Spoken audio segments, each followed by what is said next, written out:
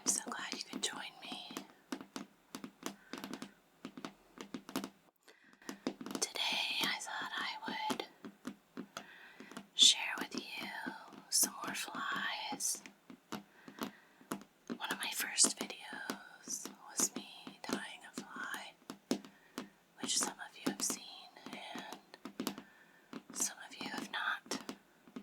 But today I thought we could take a look at a few of these things.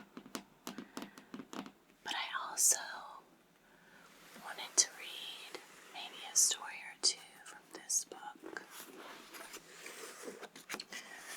which is called Uncommon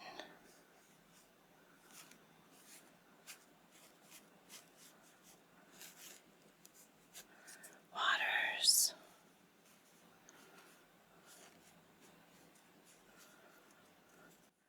Women Write About Fishing, edited by Holly Morris.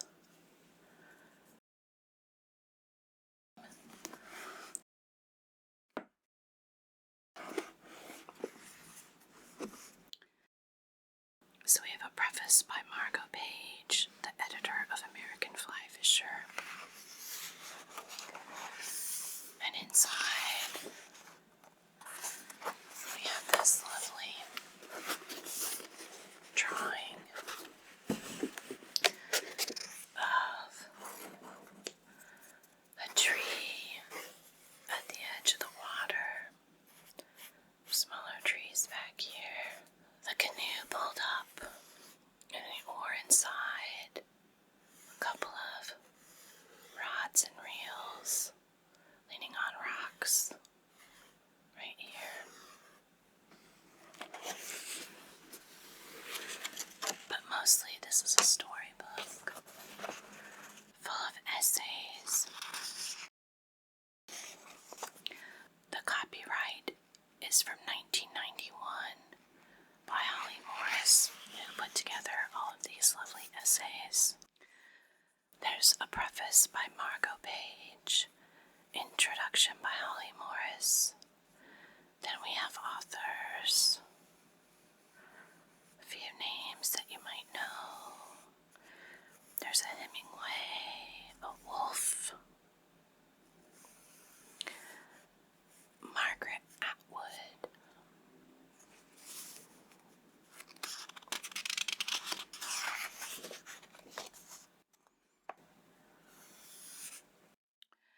It is astonishing to me that the book you hold in your hands is a first in all the centuries of fishing literature. This volume represents the first collection of women's writing on the subject of angling, a vivid compendium of women's experience in a sport that has, with rare exceptions, been written about primarily by men and whose traditions and legacy to date have been exclusively male. Here is a drama of a woman's 15-year quest for a great swordfish, the voice of a Native American woman who supports her family off the ocean with a $150 boat, a girl who hooked a branch that rolled over to become a dead man, the tragicomedy of the lady-like 19th century CRC, who dares to borrow a camp rod, wets her best shoes, rents her dress, hooks a tree, and finally summons up the nerve to venture out onto a log to catch her first trout. Here is the bone-chilling story of a lone woman in a men's fishing camp, an account of Viva fly fishing baptism at the Antrim Lodge in the Catskills, the life and death poetry of Tess Gallagher. Deep and rich, edged with heat or tenderness or both, these narratives compose an anthology of distinction and resonance. Because of the outdoor recreation boom over the past 2 decades, now mind you, at this point, this is already several decades behind us, and it has continued to grow. Women have been fishing in growing numbers and have begun to define their own terms for enjoying the sport. We We have scrounged for babysitters and planned family meals in advance, settled for ill-fitting waiters, marketed for the most in men's size only, and I will say that I wore men's waiters for years, until a few years ago, I finally got my first pair of women's waiters, and they fit so much better. We've read patronizing or offensive books, cartoons, magazine articles, and advertisements, waded not only pushy rivers but also into crowds of good old boys, and withstood their staring and their braggadocio, all so that we could get to the water, that diamond-studded liquid metaphor that blinds one's eyes while allowing one to see ever more clearly, that makes us forget woes big and little, that offers us watery gurgles and the flash of a living wild thing from another world. And the literature of the sport is beginning to reflect the change. As more women go down to the water, more is written about their experience. It is particularly gratifying to me to read the accounts of women because, as the editor of a quarterly museum journal devoted to the history of angling, I am used to seeing the relatively one-dimensional writing, either scholarly or technical, of the male professional writer. Coming across these multi-layered works has been like living abroad for many years, and discovering that just around the block live people who grew up in my hometown. I've fallen upon each story eagerly, with hands outstretched, a smile on my face. Hello, welcome. I love that.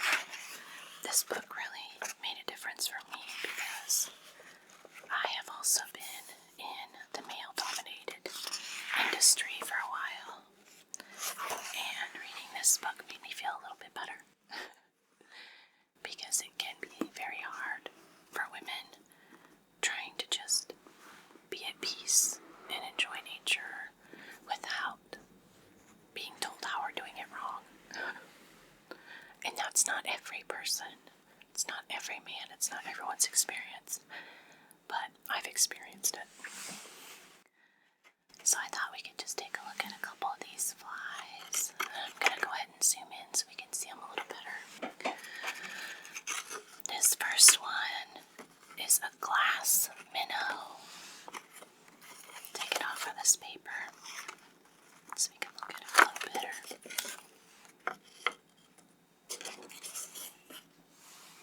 This lovely glitzy fly has some clear or light-colored wrapping at the top, some deer hair. We have some iridescent streamers, and around the hook is some silver tinsel. Next, this one is a high tie fly. Maybe I'll just leave it attached. And this one is dyed pink hair. And then around the hook is red floss.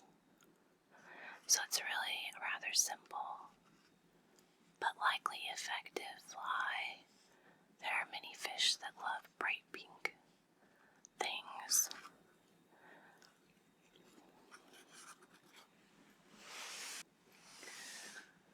And then we have Lefty's Deceiver. And this one it has some dyed feathers here. We have blue and teal alternating. And then we have some dyed blue fur, probably deer hair. And then we have some white. And then underneath, right here, we have a little bit of red tinsel tied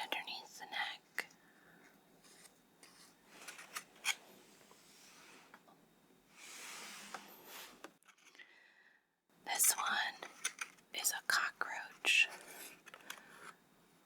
because I'm sure fish don't mind cockroaches.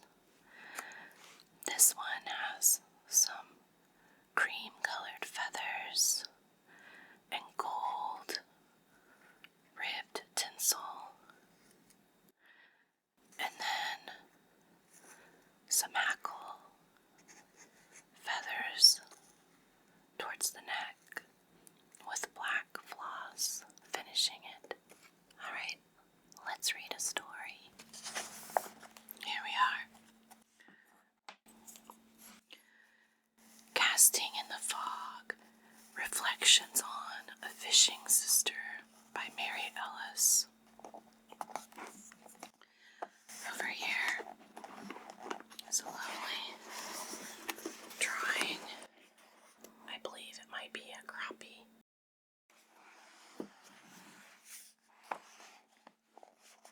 Green moss, pink lady slippers, the loudmouth Canada jays, or whiskey jacks as they are more commonly called, perched in the tamarack branches above us. We trudge through the swamp to the lake. My sister Jane walks ahead of me. I smile. She is still dressed in her blue flannel nightgown, but on the necessary green rubber boots and a baseball cap saturated with muskol. It's 6:30 in the morning, a foggy and gray Sunday in July in northern Wisconsin. My sister and I step outside our mother's house into an unusually cool mist. We were going fishing, and this is the kind of weather we'd been hoping for. When the air is so heavy with water that it sets off an even sharper smell of swamp cedar and tamarack. When the fish seem more inclined to take the hook, we are both grateful for the overcast sky.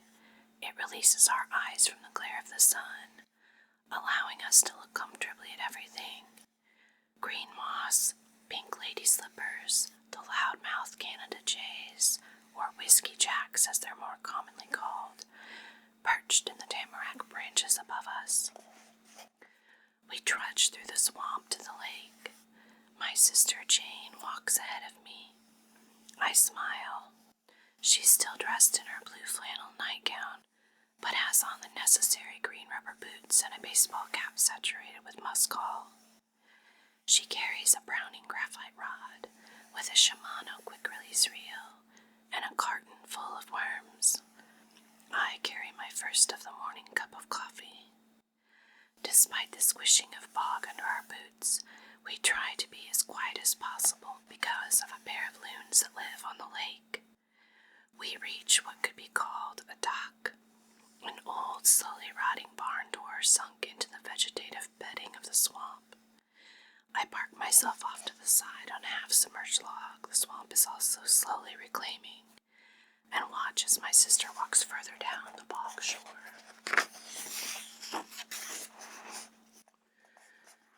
Jane moves far enough away so that she can cast comfortably without hooking me. It's a reality and an old family joke. I've either managed to move at just the wrong time, sat in just the wrong place, or had the misfortune of being with Jane on a day when her arm was rusty. When we were children, it was my back that got it most. Now, as an adult, it's usually an arm, and once it was a finger, a dazzling feat that sent our brother Paul, who was paddler and navigator on a family fishing trip down the Chippewa River, into a laughing fit that nearly tipped the canoe. I had been pointing out a great blue heron when Jane, casting back, deftly managed to snag just that finger. Now she stands a good distance away from me, but still, I keep a careful eye on her casting arm. Wise. The fog drifts over the top of the water, so thick in places that I cannot see the opposite shore. The shoreline we own on this kettle lake has been in our family for almost 35 years, and we've never called it anything but the lake, or the lake by the house. I don't even know if it has an official name. It is this lake, almost a stone's throw from the farmhouse we lived in when we were young, that my sister has probably fished and loved the most. It looks especially now in early morning like photographs of Alaska's boreal lakes and forests, except for an occasional party of crows, and if we are lucky, the loons. It is completely quiet. Sometimes a car or truck rambling past on the gravel road by the house disrupts the peace, but most of the time the lake seems to be part of our own private world. When we were little girls, innocent of our effect upon land and its effect upon us, we thought that the lake belonged to us and we belonged to the lake. We could have fallen off the bog and drowned, and then we really would have belonged to the lake. Our mother warned us about this possibility constantly. We only superficially believed her in our arrogant innocence. We believed we were a part of the lake and land, like an arm or leg, and therefore it would not hurt us. Besides, we reasoned we had life jackets on and we could swim. We applied this same reasoning toward time. Like most children, and especially as rural children, we did not measure time in minutes, hours, or days. If we felt it was time to go fishing at the lake, we went regardless of whether it was morning, afternoon, or evening. We jumped out of bed as soon as the sun hit our faces. Not because it was 6 a.m., as we fell asleep when it got dark and we became tired. As much as we took our surroundings for granted, we were also in daily awe of them. We wondered why the sun was so bright, how caterpillars turned into butterflies, why the lake surface looked like a mirror on windless days, and what it looked like on the bottom. We were in awe of this lake, and when we did not know about the tremendous force and power of glaciers, learned about in 4th or 5th grade, that carved out kettle lakes such as this one. And when we did learn about those natural forces, it only increased our love for the lake. As I watched my sister, I realized that fishing brings her this feeling of time that cannot be measured by contrived human clock. Jane reaches into a carton of worms and pulls out a fair-sized nightcrawler. "Sorry, Wormy," she says, threading the squirming nightcrawler on her hook. When she is done, she wipes her hand on her nightgown and adjusts the yellow bobber. "We're going for those big ones today," she whispers and grins. I laugh into my cup. As deep as this lake is, it holds mostly panfish, perch, bluegills, crappies, and sunfish. She draws the rod back and throws it forward, skillfully releasing the line so a tiny hum sings through the air. The line, bobber, and worm-laden hook disappeared momentarily into the fog until we hear the splash of contact. Then she slowly reels, pauses, slowly reels and pauses.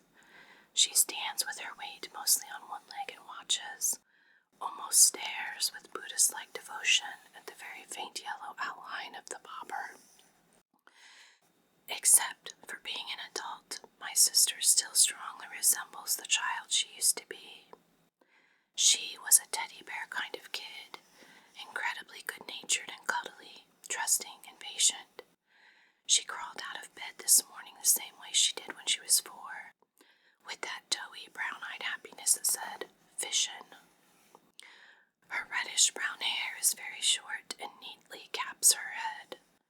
From a distance, in a baseball cap, jeans, and a sweatshirt, she might appear to be a teenage boy, but when you get closer, the tall and slender figure and sharply defined face become distinctly and elegantly female. It surprises many people to see her, a woman fishing alone, and that to our family and friends that know her well is the quintessential Jane. Looking at her now, I'm reminded of how the act of fishing and her experience of fishing are colored by her femaleness. Absent is the great white hunter approach, the camaraderie of the beer buddies in the boat, the male bonding of father to son, or the great sporting wife to a Hemingway-like figure. Nor is she a snob, insisting on fishing with only the most expensive lures or the best rod and reel that money can buy, or in an outfit straight from L.L. Bean or Eddie Bauer that would declare her the genteel and well-educated lady fisherman. A word combination that always causes me to smile cynically because of the contradiction in gender and implication of class. There she is, standing 15 feet away from me, dressed in an old blue flannel nightgown, with sleeping sand in her eyes and fishing with worms. Although she has and uses more sophisticated lures such as French spinners, rapalas, or brightly colored flies for fish such as trout, walleye, muskie, and northern, she is just as happy with what other fisher people would consider less. Jane fishes, as she says, by instinct, and if that means a long yellow cane pole, such as the kind we used as kids, then so be it. There are only 3 things my sister will not tolerate when fishing. She will not fish with drunks, or with people drinking in the boat or on shore. When I say drinking, I do not mean a beer or 2. This rule extends to some family members and an ex-boyfriend of mine who used fishing as a euphemism for getting drunk. I never fished with him either. She can't stand people tossing cans, paper, or other junk into the water or on the ground. Me too, sister. And as good-natured as she is, she hates it when she is patronized or put down for A, being a woman, B, being a woman who fishes and loves it, and C, being a very successful angler even though catching is not always her primary goal. The majority of put-downs and comments have come from men, but she has encountered a few women with similar attitudes. One such incident involved an anchorman from a TV station in north-central Wisconsin. Jane was visiting the Eagle River area to do some walleye fishing with our brother Paul on the big Twin Lake there. This anchorman was not in my sister's immediate party, but was in another boat in the watery vicinity. Nobody was catching much of anything but talk. Jane and Paul were winding up what appeared to be a dismal day for fishing when she landed a 32.5-inch, 9-pound walleye that would have weighed 12 pounds if it hadn't spawned out. Paul whooped. It wasn't the record for walleye in Wisconsin, but for that day or any day, it was a great catch. It was getting dark, so they headed in and docked the boat. Not long afterwards, the TV anchorman and his party made it to shore. My sister received envious but good-hearted congratulations on her fish from most of the men. However, the anchorman, who pointedly ignored her when the day began, continued to do so with barely concealed anger. He, like the other guys, hadn't caught anything either, but it noticeably galled him that the only woman in the group not only caught something, but caught a good-sized something. Although she thought he was being a jackass when the day began, my sister was still honestly surprised by his reaction. The walleye was taken to a taxidermist as a gift for Jane, and now hangs on the wall by her front door, its mouth gaping with formidable teeth and fins erect on its arched body. Jane said that when the fish was netted and lying on the bottom of the boat, she felt sad that it was a female walleye, but happy that it had at least spawned. Despite the fact that Jane has caught and eaten many fish, she's told me that she often experiences a moment when she realizes that she's taking another life for pride and fun, for a moment when she feels the significance of death because as a woman she understands the significance of life. I think this would remain true for my sister if she's fished not for sport but to feed herself and a family. And therein lies the irony of the anchorman's reaction. Women have been providing food for their families for thousands of years, and in northern Wisconsin in particular, the Ojibwe women have fished for that reason. So whether it is for sport or need, women have always fished and always will. The bobber bobs and then goes under. Jane jerks the rod up and begins reeling. I'll bet it's a bluegill, she whispers, and sure enough, it's a small but energetic bluegill. They're fun to catch because they're such little fighters. Jane reaches out to grab the line and carefully slides her hand along the bluegill's back to smooth down the dorsal fin so she won't get stuck. She gently pries the hook out of its mouth and, bending down, slides the bluegill back into the water. I see a flash of butter yellow, and then it is gone, diving for safety underneath the floating box shelf. Jane threads the hook with another nightcrawler and casts. I slap a mosquito on my cheek, and the sound seems to echo across the lake. I ask Jane if the mosquitoes are getting at her legs beneath her nightgown. She shakes her head and continues to stare at the bobber. I wish I had thought to bring the camera. We have several pictures of Jane fishing when she was 3 or 4. Our family lived on a string bean economy, what with 7 children and basically 1 parent. But after borrowing a camera for her in-laws for years, our mother finally squeezed the money together to invest in a Kodak.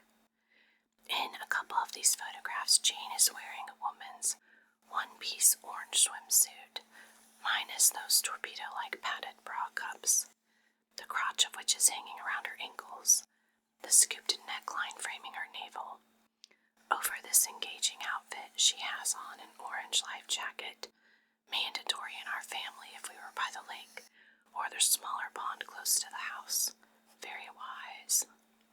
And in her hand a fishing pole. She is standing ankle deep in the pond, which is fed by a channel from the lake. In one picture, her face holds that wide beam of baby teeth demanded by a mother wielding a camera. Come on now, Janie, smile. In another, she is staring at the pond surface with the seriousness that a possible ripple or break in the water requires. Jane would sit on the bank of this pond and happily catch bullheads or whatever was biting for hours. If the fish were slow in responding, she would wedge the end of her fishing pole into the mud and prop it against one of the iron stakes supporting the bank. She would then get a long-handled net from the barn and spend the rest of the morning or afternoon wading in the water and netting pollywogs, frogs, and minnows, stopping every so often to check her line.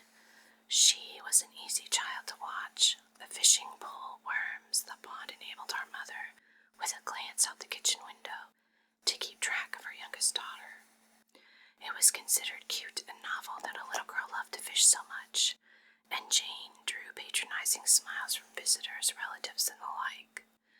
All the girls in our family were tomboys, that is, capable of doing boy things, shooting a gun, fishing, playing ball, climbing trees, fist fighting, as well as girl things.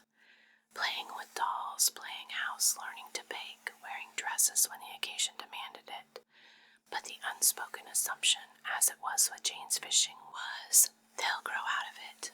Obviously, she did not. There is only one incident that might have caused sufficient trauma to stop Jane from fishing. We lived 3 miles outside of Glidden, Wisconsin, where our great-aunt Martha had a store. When we stayed with her, we often fished off the Yellow Bridge above the Chippewa River, which meandered through town. Our aunt kept a set of cane poles in the back of the store, and we dug worms out of her garden. If it was a nice day and we were tired of watching Aunt Martha wait on customers in the store, we would trudge down the hill to the river with our cane poles and worms. Most of the time I got bored and wandered back up the hill to the store, but my sister would stay down there, usually the only girl among the boys fishing off the bridge and river shore. Occasionally, one of the patrons of the bar next to the bridge, a pink building called the Why Go By Bar, would step out and boom, "Are ya catching anything?" The old man would wait for the appropriate yeah or nah before stepping back into the bar to continue his drinking. That sounds very familiar. One hot summer day when Jane was 8 and I was 9, my sister caught something that would rock that little town for quite a while. Oh, here we go. She was fishing off the shore instead of the bridge when she hooked a snag. She pulled on what she thought was a floating log until a piece of white cloth surfaced. Then it was ensnared by a strong current in the middle of the river, moving it faster while my sister pulled harder. More white cloth surfaced. Jane was about to give up and snap her line when what she thought was a floating log with debris turned over. The boys on the bridge yelled. It was a dead man. I was sitting on a stool in the store, rapidly wilting from the heat and boredom, and watching for shoplifters, while Aunt Martha took turns waiting on customers and chatting with our other aunt, her visiting sister, who was a nun.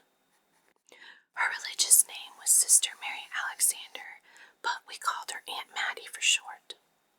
I listened to the low hum of their conversation with the increasing desperation that extreme heat and boredom produce in a 9-year-old child who is stuck in a seemingly endless chore. I was close to tears when Jane burst through the screen door. This should be good. There's puff, puff, there's puff, puff, a dead man in the river, my sister shouted. My mouth fell open, my boredom instantly gone. Jane was sweaty and pale and seemed to be trembling, although I couldn't tell if it was from the shock of seeing a dead man or from the running up the hill so fast. There was a long, long silence while the two women stared down at her. "What did you say?" Aunt Martha began. My sister was taking a deep breath, preparing to blurt out the information again, when our Aunt Mattie intervened. Stepping forward and grabbing Jane by the shoulders, she bent down and looked my sister in the face. "You," she said angrily, "are lying," and shook my sister. "You're lying, shame on you. If that's not a nun, I don't know what is." "No," was all my sister could get out to the daunting figure in a black and white habit. "Sister," Aunt Martha offered hesitantly, "I think she's telling the truth. Aren't you, Janie?" I could not get off that stool or speak a word to help my sister. It was as though the heat had melted the seat of my shorts and a good portion of my butt to the wood and dried up my tongue. By now, my sister was badly frightened, and all I could do was watch Aunt Mattie continue to shake the daylights out of Jane, while Aunt Martha hovered around them in a nervous but ineffective spiral. Then Edward Schroeder from Schroeder's hardware store across the street, and who I thought looked remarkably like Uncle Joe from the TV show Petticoat Junction, came in the store and said excitedly, "Martha, they just found Mr. Donahue in the river. Somebody hooked him while they were fishing." Aunt Mattie quit shaking Jane, stood up and turned around to address Edgar. I thought maybe she was going to shake him too, but she and Martha only followed him outside to see if any more news was running up the hill.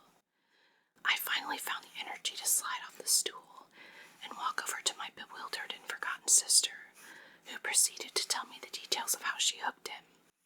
I thought it was a log. Yep. Mr. and Mrs. Donahue, she in her early 60s and he in his 70s, lived on the outskirts of town along the river's edge. Mrs. Donahue, bedridden with cancer and extreme pain. Mr. Donahue came home from work at lunch, found his wife deceased, and took an understandable dive into hysterical grief. He left his wife, went to the Why Go By bar, got very drunk in a short time, went home, tied rocks to his feet, and finally jumped into the river the day before my sister hooked him.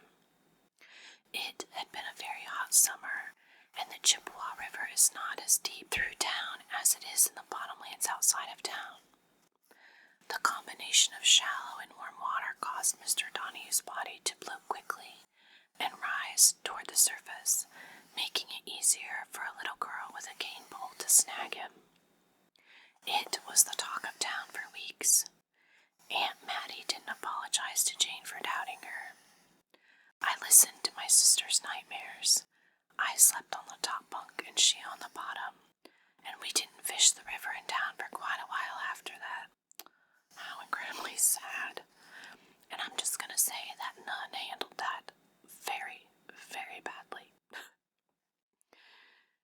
sensationalism of such deaths, people forgot that it was Jane that hooked him, although my sister has never forgotten. Now, when we drive through Clinton and across the Yellow Bridge, it still reminds her of Mr. Donahue and that childish, superstitious feeling that the fish in that part of the river might turn into dead men when you put your line in. A loon appears through the fog. Jane quietly reels her line in and waits. Even from a distance, it is remarkable how big a loon is compared to most water birds. We watch it turn its head from side to side, gauging our position, maybe even our intent. The loon stays silent while it swims in our direction. I wonder where its mate is, I whisper. Before Jane can answer, the loon suddenly gives a short, sharp cry. Minutes later, my question is answered. The mate appears out of the gray sky and makes its long and magical landing, skipping across the surface and then breast up skiing into the water. We watched for a while, hoping they will come closer, but they stay toward the middle of the lake. It must be 7:30 by now. Jane bends down to pull another nightcrawler from the carton. I watch her cast into the water in front of me, listen to the squish of her boots as she shifts position. She has caught several fish but kept none, disengaging the hook from their gills or mouths carefully before returning them to the water. Her fishing style is gentle, much like teasing a good friend, but ultimately being respectful of her feelings. Jane absent-mindedly hikes up her nightgown to scratch her knee. Her water-dwelling playmates, the bluegills and crappies, are not taking the worms as fiercely as they did an hour ago. And now the bobber registers nibbles, not fully engulfed bites. Jane reels once and lets the bobber sit in a new place. She sighs deeply. I can't tell whether the sigh signals contentment or sadness, but I think it's a mixture of both. The fog is slowly lifting, and with it goes some of the morning's mystery that touched us when we first got out of bed and headed for the lake. We are no longer little girls who sneaked out of the house in our nightgowns while our mother was asleep, and soon we must return to our adult lives. But the morning's stillness has given us the comfort just to sit, just to be, instead of going most of the time.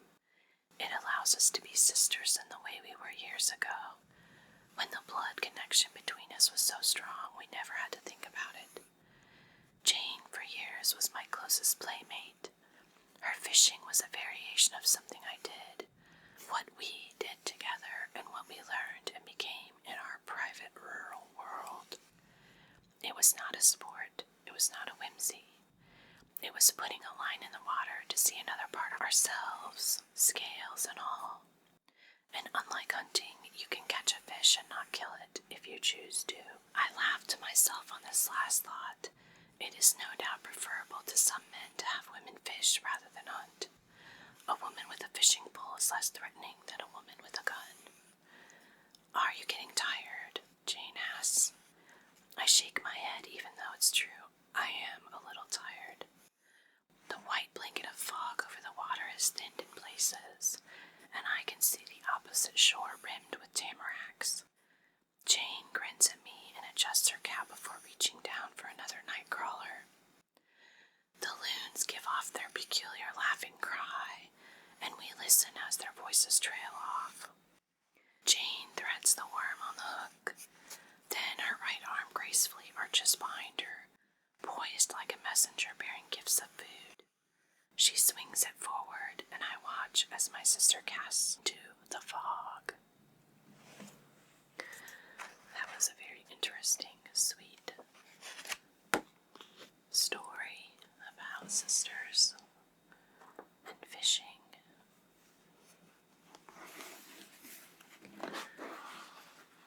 Let's take a look at some more of these flies.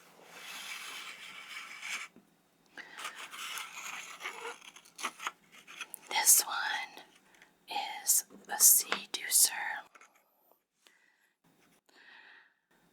This one is yellow and red, feathered, with a bit of gold ribbed tinsel. We have some yellow hackle and red hackle up here, the top, and some red floss around the neck. It's quite lovely, isn't it? This one is called the Black Death. Hopefully for the fish and not the fisherman, right? We have a red tail, and we have some red sparklies back here in the end. Then we have some black feathers and black soft feathering up top. And then we have quite a long neck on this one with black floss. This one is called a bendback fly. Orange and black striped soft feathers. With a little bit of white underneath. And then we have a little bit of orange right down here. And along the hook we have some gold tinsel wrapped. And then red floss at the neck. This one is a tarpon fly. We have teal and orange. It looks like this would belong to a Florida football team. Then we have very soft orange feathers near the neck.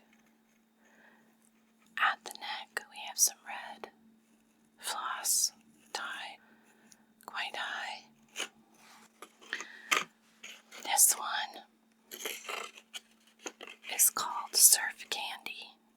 I love it. It's like a Jolly Rancher if it was a lure. You have white dubbing and green in the middle of the body. Then we have some iridescent streamer on the top of the back, finished with some epoxy to create the head with some eyes on both sides. It's quite an attractive lure. This one is an epoxy head as well, with eyes underneath.